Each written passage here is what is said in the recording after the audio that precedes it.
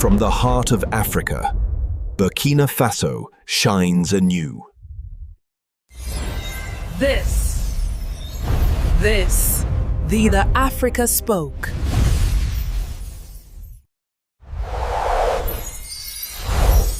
Don't forget to subscribe for more powerful African stories. They laughed. Some rolled their eyes. Burkina Faso? Building something the world actually wants? Please. For years, the script was the same. Famine, coups, poverty. That's all you ever heard. That's all they wanted you to hear. And then, one young president decided he'd had enough of that story. Ibrahim Traore didn't walk into power with a suitcase full of aid contracts or another glossy national strategy no one would read. He walked into a dusty, half-dead warehouse and said 8 words that made people think he'd lost his mind. We will build our future with our hands. And here's the kicker. He wasn't talking about tanks, highways, or shiny new airports. He was talking about a boiler, a steam-powered cooking pot. Yeah, I know. It sounds ridiculous, right? But in less than 5 years, that ridiculous pot was in Dubai hotels, French restaurants, and military bases in Oman. How? How does something so ordinary end up rewriting a country's story? Well, before we get to the steam, you need to understand the smoke. Smoke in the kitchens, smoke in the headlines, and smoke that had been choking an entire generation. Before the first Rasco Baba boiler ever hissed, Burkina Faso was running on fumes, literally and figuratively. You couldn't walk through a village without smelling the smoke, wood smoke, charcoal smoke. Every meal was a small war between hunger and the fire. Now, that might sound poetic if you've never lived it. But in reality, it's 5, sometimes 6 hours a day spent by mothers and daughters just gathering firewood. It's children coughing before they can even read. It's grain cooked so slowly you lose half the nutrients before the meal even hits the plate. Here's a number for you. According to regional health surveys, over 80% of households here still cooked over open flames in 2018. And respiratory illness? One of the top killers, especially for women over 40. But that was just the kitchen. Step outside and you'd see the same kind of suffocation. Youth unemployment hovering near 60%. Factories? Silent? Education? Stripped down to overcrowded classrooms with no equipment. And if you asked young people about their future, they'd look past you, toward Europe, and say, "There's nothing for us here." And here's the cruel irony. The international headlines ate this up. Failed state, they called it. Aid-dependent, unstable. They talked about us like a permanent charity case. The same lines over and over until you'd think they were reading from a script. But what if the problem wasn't just poverty? What if it was underuse? A country sitting on hands, talent, and grit, just waiting for someone to connect the dots. What do you think? Is poverty always about lack of resources? Or is it sometimes about lack of trust in our own people? Tell me in the comments, because the answer might change how you see this entire story. And that's where Traore comes in. Not with speeches, not with handouts, but with a challenge so simple it sounded crazy. It didn't start with a committee, it didn't start with a glossy report or some foreign consultant flying in to assess the situation. It started with one man walking through the industrial outskirts of Ouagadougou, a place most politicians avoided unless there was a camera crew. Traore saw rusting gates, cracked windows, dust thick enough to bury a shoe. To most, it was a dead zone. To him, it was a blank canvas. 8 words. That's all he said to the handful of skeptical aides who followed him that day. We will build our future with our hands.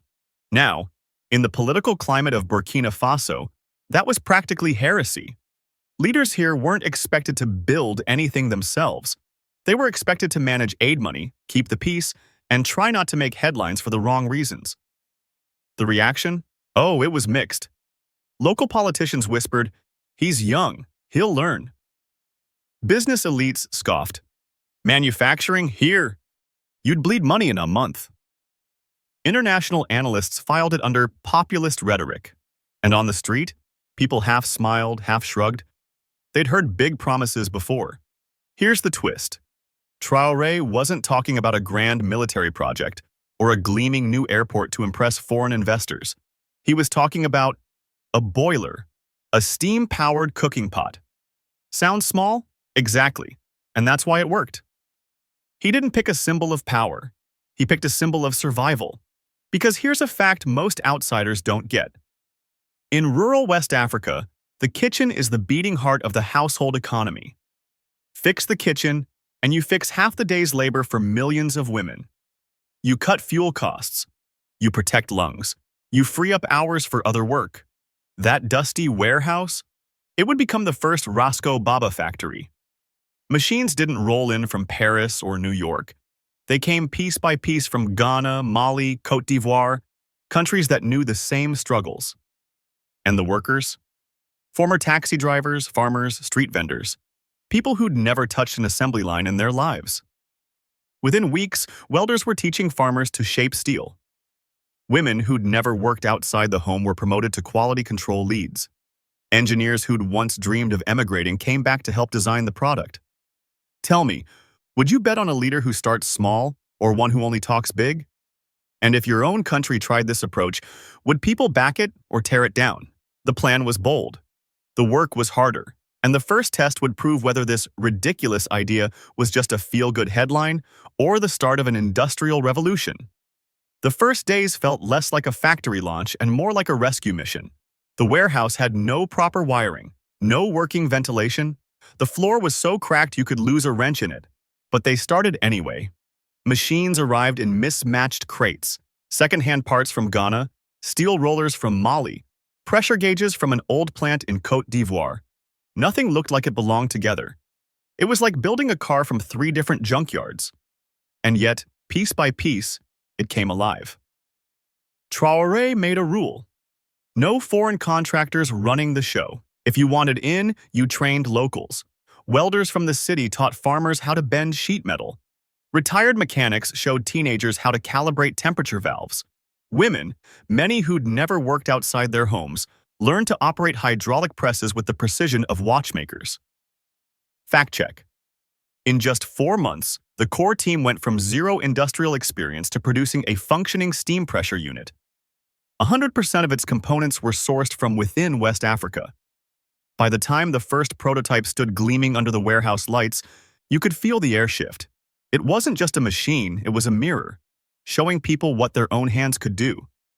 That first boiler didn't just pass local safety tests, it outperformed a European import in fuel efficiency by 17%. The news didn't make global headlines, but inside Burkina Faso, it spread like wildfire through WhatsApp groups and market stalls. Ours works better. And that phrase, 2 words in Mouret, became a quiet rallying cry. Think about your own town. If something built right there by your neighbors suddenly beat the best in the world, would you buy it out of pride, or would you still choose the big brand from abroad? Pride is powerful, but pride alone doesn't pay wages or open new markets. The real test was coming. When this homegrown invention stepped beyond Burkina Faso's borders.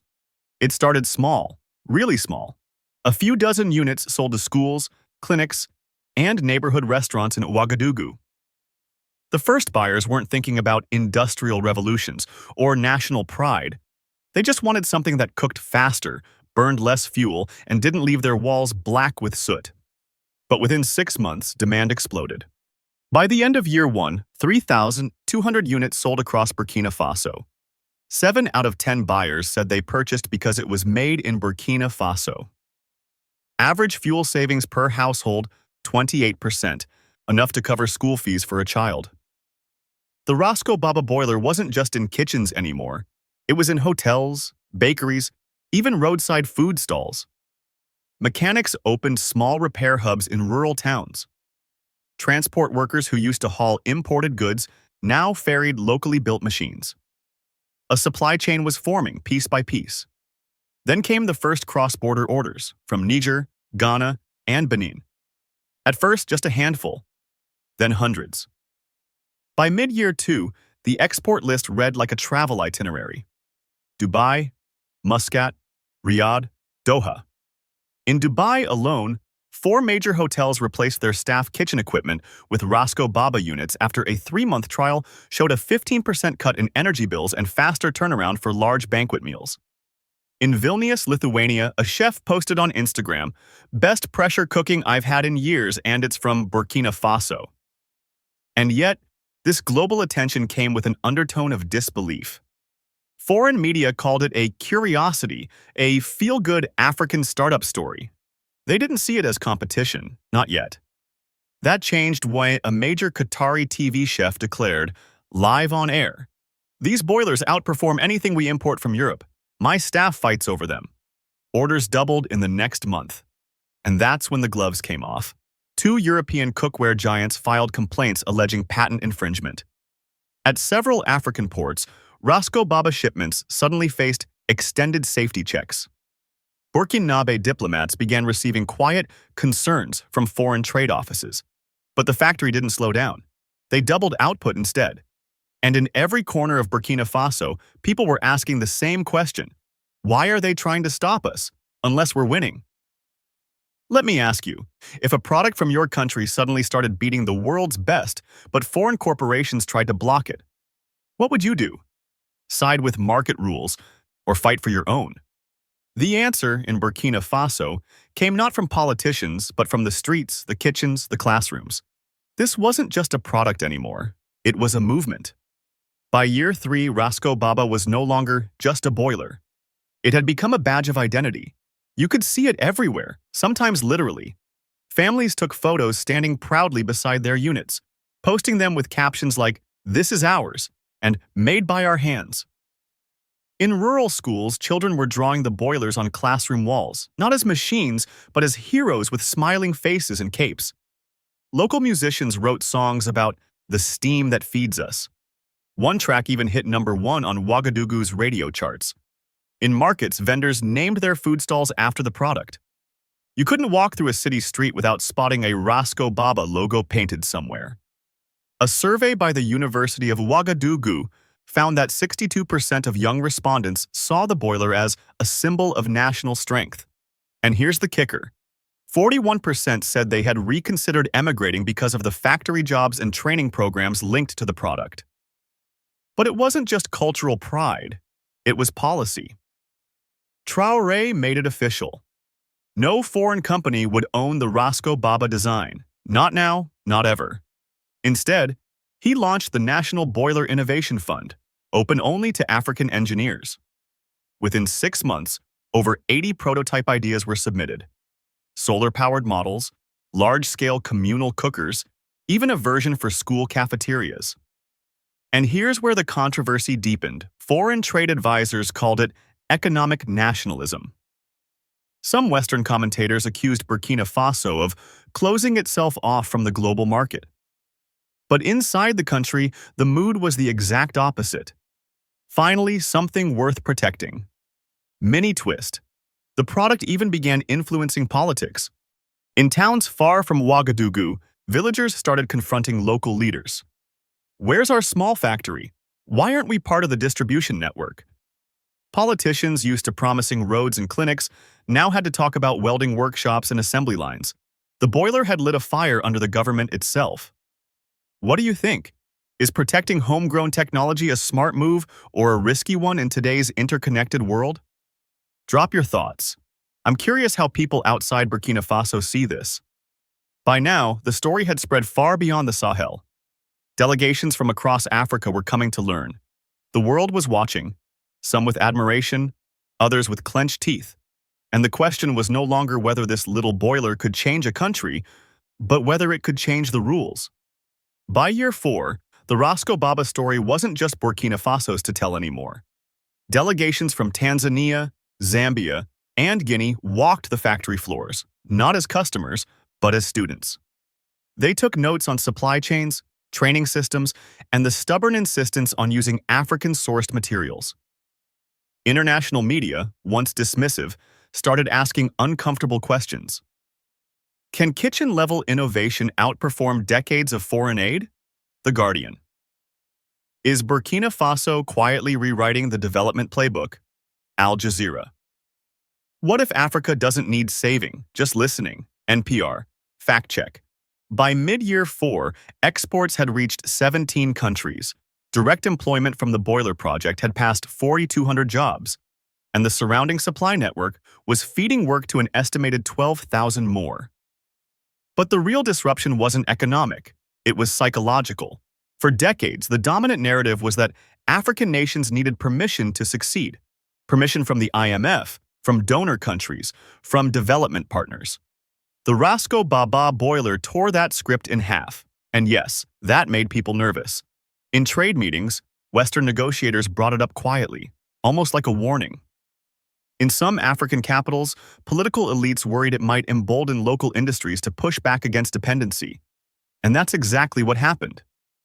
In Niger, students marched with banners reading, "If they can build, so can we." In Ghana, a startup launched its own take on industrial-grade cooking equipment, citing Rasco Baba as the inspiration. This was no longer just about metal and steam. It was about rewriting the relationship between Africa and the rest of the world. Let me throw this to you. If a single, humble product can shift how an entire continent sees itself, what else could we build if we stopped waiting for permission? From a dusty warehouse in Ouagadougou to kitchens in Dubai, from village markets to European hotels, the Rasco Baba boiler had carried more than meals. It had carried a message. Dignity isn't imported, it's built. So here's the question I'll leave you with. When the next impossible idea shows up in your own backyard, will you see a joke? Or will you see the future? If you believe in stories like this, share it. Because the world doesn't change when the headlines say so. It changes when we do.